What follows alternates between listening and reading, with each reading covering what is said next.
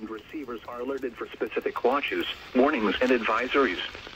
In the event that severe weather is expected on Wednesday, or there is inclement weather, the test is postponed to the next fair weather day. This concludes this test of the NOAA weather radio and FAME alert systems.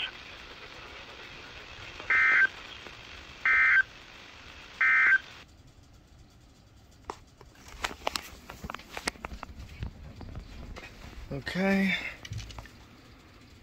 Cool, so all 3 radios activated. This one, for some reason, decided not to play the alert. Tonight, partly cloudy until midnight, then becoming mostly cloudy. Lows in the upper 40s.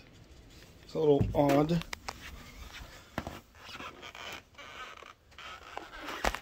Okay, we got everybody that went.